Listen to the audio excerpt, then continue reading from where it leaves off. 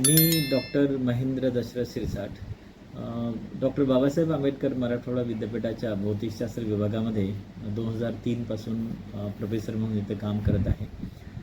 Senior professor म्हणून आज मी गेल्या 38 वर्षाची पूर्ण प्रदीर्घ सेवा आज माझी संपत आहे. परंतु मला नेहमी असं वाटतं की एक प्राध्यापक कधीच निवृत्त होत नसतो. म्हणून माझंसुद्धा आज माझ्या या जीवनाचा एक पर्व इथं संपतोय असं मला वाटतं आणि उद्यापासून नवीन पर्वाला सुरू होणार आहे. आज मी सांगू इच्छितो की गेल्या 38 वर्षामध्ये पर्टिक्युलरली जेव्हा मी डॉक्टर बाबासाहेब आंबेडकर मराठवाडा विद्यापीठामध्ये भौतिकशास्त्र विभागामध्ये जेव्हा जॉईन झालो, त्यानंतर मला डॉक्टर बाबासाहेब आंबेडकरांच्या ब्लेसिंग्समुळे मी जगामधल्या किमान 20 ते 25 देशांमध्ये वेगवेगळ्या अकॅडमिक असाइनमेंटसाठी जाऊन आलेलो आहोत. उदाहरणार्थ मी युनायटेड स्टेट ऑफ अमेरिकेमध्ये 2 वर्ष होतो, ऑस्ट्रेलियामध्ये 6 महिने होतो, जपानमध्ये मी 5दा वेगवेगळ्या असाइनमेंटसाठी गेलो, युरोपमध्ये राहिलो आहे, साऊथ कोरियामध्ये, तैवानमध्ये व्हिजिटिंग प्रोफेसर म्हणून काम केलं. हे सांगण्याचा अर्थ असा आहे की मी नेहमी भारतीय एज्युकेशन सिस्टीम आणि ओव्हरसीजमध्ये म्हणजे परदेशी विद्यापीठांमध्ये एज्युकेशन सिस्टीममध्ये काय फरक आहे हे जेव्हा मी बघण्याचा प्रयत्न करतो तेव्हा माझ्या असं लक्षात आलं आहे की भारतामध्ये टीचर सेंट्रिक एज्युकेशन आहे. आज आपण NEP 2020 लागू केलं असं म्हणतोय. म्हणजे गेल्या 3-4 वर्षापासून भारताच्या सर्व एज्युकेशन इन्स्टिट्यूशनमध्ये NEP 2020 लागू झालेलं आहे. पण तरीसुद्धा ऑन पेपर स्टुडंट सेंट्रिक आहे असं सांगितलं जात आहे, परंतु रियालिटीमध्ये आजही टीचर सेंट्रिक एज्युकेशन भारतामध्ये आहे. ऑन अदर हँड या पाश्चिमात्य देशामध्ये खऱ्या अर्थाने स्टुडंट सेंट्रिक एज्युकेशन आहे. आणि सर्वात महत्त्वाचं असं आहे की विशेषतः जर्मनीमध्ये बरेचसे असे विद्यापीठे आहेत की त्या विद्यापीठांमध्ये म्हणजे पर्टिक्युलरली पब्लिक युनिव्हर्सिटीजमध्ये 0 ट्युशन फीज असलेले असंख्य विद्यापीठे आहेत. म्हणजे जिथे ट्युशन फीज तुम्हाला काहीही लागत नाही आणि लिव्हिंग एक्सपेन्सेस साधारणतः पर मंथ 1 लाखाच्या आसपास लागतात, पण पार्ट टाईम जॉब तिथे उपलब्ध आहेत. दुर्दैवाने आपल्या विद्यार्थ्यांना ह्या सर्व गोष्टी माहिती नाही आहेत. दुसरी एक गोष्ट तुम्हाला सांगू इच्छितो इथे मी की तैवान ही अशी कंट्री आहे की जगामध्ये सेमीकंडक्टर्समध्ये नंबर 1 कंट्री आहे. आणि ॲडव्हान्समेंट जर बघितलं तुम्ही टेक्नॉलॉजिकल ॲडव्हान्समेंट तर अमेरिकेपेक्षा कुठेही कमी नाही. कारण मी तैवानमध्ये national Taiwan university of science and टेक्नॉलॉजीमध्ये 5 वर्ष सतत मी व्हिजिटिंग प्रोफेसर म्हणून काम केलेलं आहे. तिथले सर्व विद्यापीठं किमान तैवानमधल्या 20 ते 25 विद्यापीठांमध्ये मी जाऊन आलेलो आहो आणि तिथलं इन्फ्रास्ट्रक्चर मी बघितलं आहे. माझ्या असं लक्षात आलं आहे की तैवानला जर तुम्हाला इलेक्ट्रॉनिक्स, मटेरियल सायन्स आणि कम्प्युटर सायन्स या विषयामध्ये जर तुम्हाला मास्टर्स किंवा PhD करायचं असेल, इव्हन बॅचलर करायचं असेल, तिथे असंख्य कोर्सेस आहेत. आणि म्हणून मला असं वाटतं की आपल्या विद्यार्थ्यांनी म्हणजे भारतातील जे दुर्लक्षित घटकामधील जे विद्यार्थी आहेत या सर्वांनी परदेशामधल्या संधी ज्या आहेत ते आयडेंटिफाय कराव्या. त्यानुसार काय आवश्यक आहे त्या गोष्टी अंतर्भूत करून त्या स्वतःला एनरिच करून इलिजिबिलिटी त्या पद्धतीने तयार करून ते विद्यापीठं एक्सप्लोअर करावेत, आयडेंटिफाय करावेत आणि त्या विद्यापीठामध्ये जाऊन हायर एज्युकेशन घ्यावेत आणि तिथे ते जे ॲडिशनल स्किल जे विद्यार्थी शिकतील, विद्यार्थ्यांनी एम्पॉवर व्हावं. मला नेहमी असं वाटतं की मला असं मुळीच म्हणायचं नाही की विद्यार्थ्यांनी बाहेर जावं तिथं सेटल व्हावं. मला हे म्हणायचं आहे की विद्यार्थ्यांनी, कारण आपल्याकडे संधी मिळत नाही, आपल्याकडे आयसोलेटेड आयलँड्स आहेत. फॉर एक्झाम्पल IITs, आयझर्स सारख्या इन्स्टिट्यूट्स आपल्याकडे मोजके आहेत, परंतु लाखो करोडो विद्यार्थी जे भारतामध्ये आहेत सर्वांना त्या इन्स्टिट्यूटमध्ये संधी मिळत नाही आहे. ज्या इन्स्टिट्यूटमध्ये विद्यार्थी जातात तिथे शिक्षक नाही आहेत, इन्फ्रास्ट्रक्चर नाही आहेत.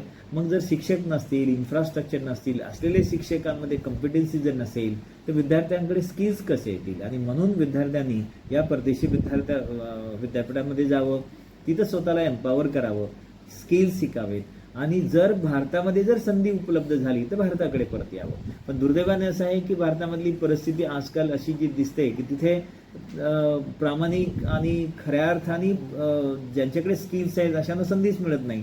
आणि म्हणून माझं नेहमी असं विद्यार्थ्यांना सांगणं आहे की तुम्ही संधी एक्सप्लोअर करा, बाहेर जा, स्वतःला एनरिच करा, एम्पॉवर करा आणि मग वाट बघा. भारतामध्ये संधी निश्चितपणे शोधत राहा. भारतामध्ये संधी जर मिळाली तर भारतात या आणि इथे येऊन उपेक्षित लोकांना मदत करा आणि त्यांना सुद्धा अपलिफ्टमेंटसाठी मदत करा. हा माझा संदेश आहे. सर, आपण एका गरीब शेतकरी कुटुंबातून पुढे आलेला आहे आणि अतिशय खडतर परिस्थितीमध्ये आपण शिक्षण घेतलेलं आहे. आज आपण विद्यापीठासारख्या एवढ्या मोठ्या संस्थेमध्ये अतिशय उच्च पातळीचे प्रोफेसर आहात आणि फिजिक्ससारख्या विषयामध्ये आपण मास्टर आहात. तर हे आपण यामागची शक्ती आपल्या मागे कोणती आहे? शक्ती म्हणजे डॉक्टर बाबासाहेब आंबेडकर. म्हणजे तुम्हाला सांगतोय की माझे वडील, म्हणजे जेव्हा मी 11वीला आलो होतो खेड्यातून, तेव्हा तुम्हालाही माहीत असेल की तो काळ असा होता 1981चा. तो काळ असा होता की आपण गावाकडून आल्यानंतर मुलगा तिथं पोहोचला की नाही हे सुद्धा महिने कळत नव्हतं.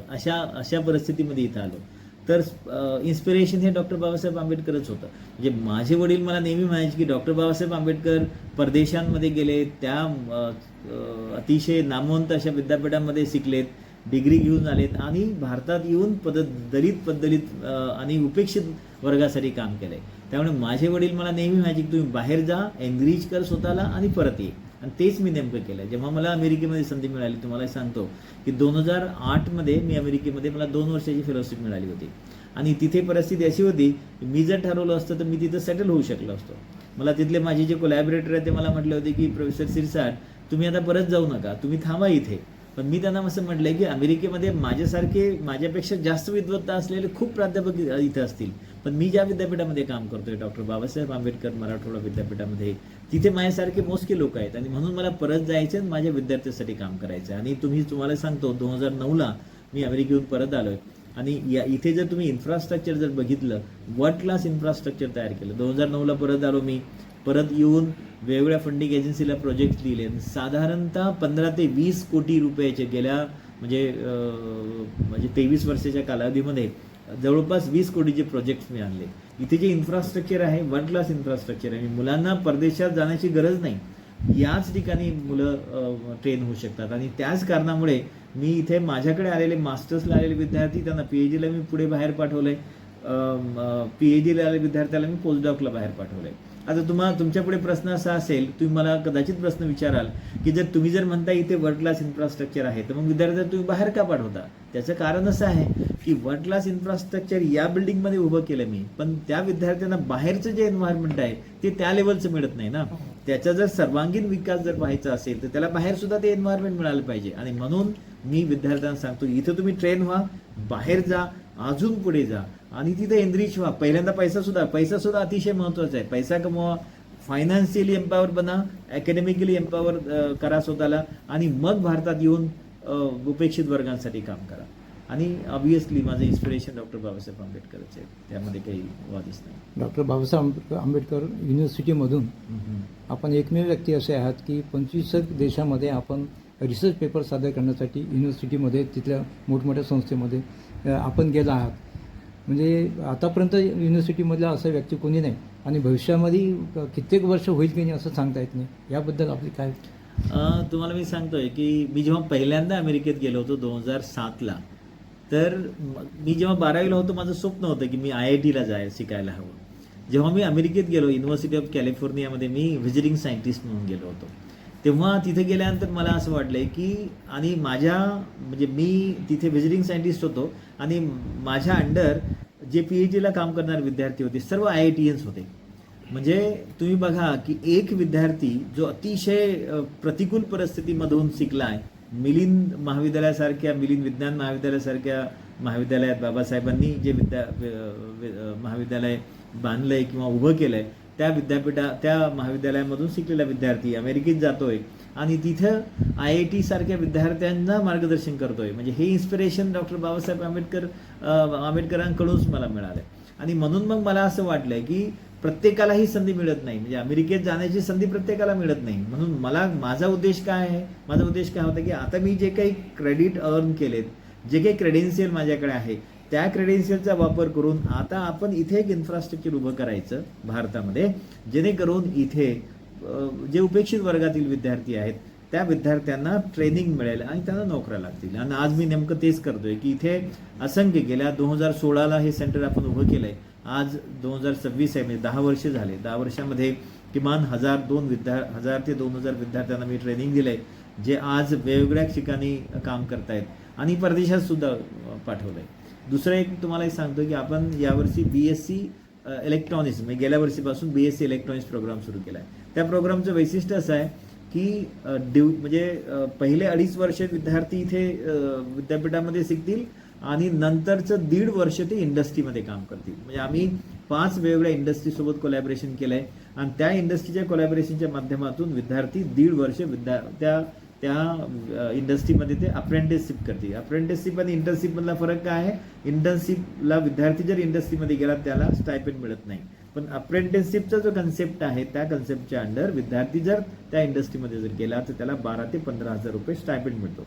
म्हणजे मी तुम्हाला जे उदाहरण दिलं होतं जर्मनीमध्ये सुद्धा ही परिस्थिती आहे. तीच परिस्थिती तशाच प्रकारचे कोर्सेस आपण डॉक्टर बाबासाहेब आंबेडकर मराठवाडा विद्यापीठामध्ये सुरू केलेले आहे. गोरगरीब विद्यार्थी जे आहेत, उपेक्षित विद्यार्थी, बाबासाहेब आंबेडकर विद्यापीठ हे साधारणतः ग्रामीण भागातल्या विद्यार्थ्यांचं विद्यापीठ म्हणून ओळखलं जातं. हो. या विद्यार्थ्यांना आपण काय मार्गदर्शन कराल? मला नेहमी असं वाटतं की इथे येणारा विद्यार्थी जो आहे तो, कारण मी जेव्हा मी काल सुद्धा आमचं जेव्हा फेअरवेल प्रोग्राम झाला MSCच्या विद्यार्थ्यांना, तेव्हा मी त्यांना बोललोय की मुलांना जेव्हा तुम्ही ॲडमिशन घेतलं होतं, जेव्हा तुम्ही इथं आला होता, प्रवेश घेतला होता, तेव्हा तुमच्या चेहऱ्यावर एक भीतीचं वातावरण होतं, भीती दिसत होती, अस्थिरता तुमच्या मनामध्ये होती. त्याचं कारण असं आहे की तुम्हाला असं वाटत होतं की मला आता मी या नवीन प्रवाहामध्ये आलोय, इथले जे शिक्षक आहेत, इथले जे HOD आहेत ते खरंच मला मदत करतील का, इथे जे वर्ल्ड क्लास इन्फ्रास्ट्रक्चर आहे त्या इन्फ्रास्ट्रक्चर सोबत मला जोडून घेणं शक्य होईल का. आणि हे नेमकं आम्ही हेरलंय. आम्ही काय करतो माहिती आहे का, विद्यार्थी अगदी नवीन जेव्हा येतात तेव्हा हे बिचारे गरीब घरचे विद्यार्थी असतात, कारण मोस्टली आम्ही टार्गेटच हे करतोय की डाऊन टोडन फॅमिली जे आहेत, म्हणजे ज्यांचं इन्कम अतिशय कमी आहे, अल्प इन्कम असणारे पाल्यांचे जे पालकांचे जे पाल्य आहेत, अशा मुलांना आम्ही हेरतोय, त्या मुलांना आयडेंटिफाय करतो, त्या मुलांना एनकरेज करतोय आणि त्या मुलांना खऱ्या अर्थाने अशा स्टेजला घेऊन जातोय की जेणेकरून ते जगामध्ये कुठेही जातील. आणि म्हणून या विद्यार्थ्यांना मला एकमेव संदेश हा द्यायचा आहे की विद्यार्थी मित्रांनो, घाबरू नका, कारण तुम्ही जर घाबरला तर तुम्हाला जगणं कठीण होईल. तुम्ही करेजियस राहा, संधी शोधा. म्हणजे भारतामध्ये ज्या जसं डॉक्टर बाबासाहेब आंबेडकर विद्यापीठामध्ये ही जे डिपार्टमेंट ऑफ इलेक्ट्रॉनिक्स आहे, इथं जे कोर्सेस आहे हे तर चांगले आहेतच, तुम्हाला इथे यायची इच्छा असेल तर हे दालन तुमच्यासाठी उभं आहे, परंतु त्या व्यतिरिक्त जगामध्ये खूप कोर्सेस उपलब्ध आहेत.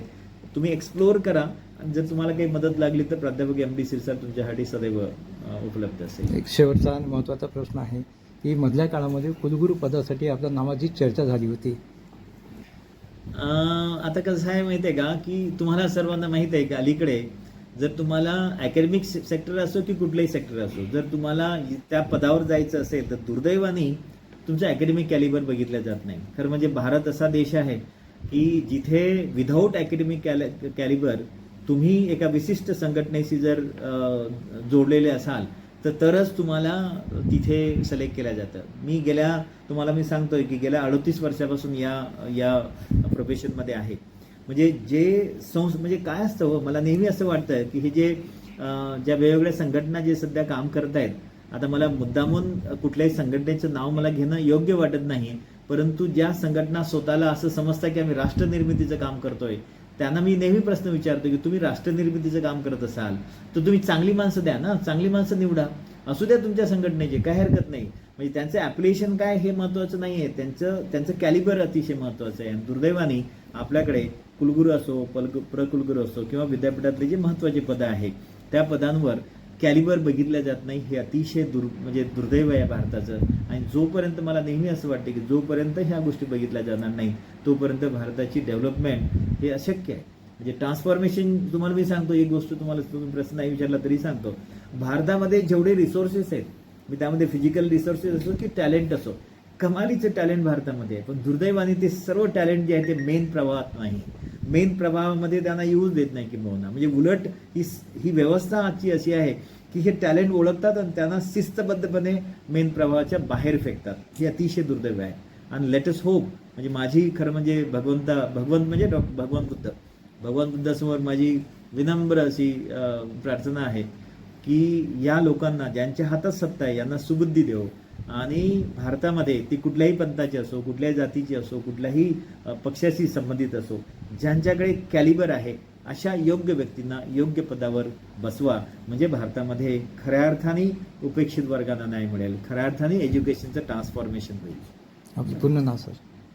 पूर्ण नाव सांगा. मी डॉक्टर महेंद्र दशरथ सिरसाट, भौतिकशास्त्र विभागामध्ये मी सिनियर प्रोफेसर आहे.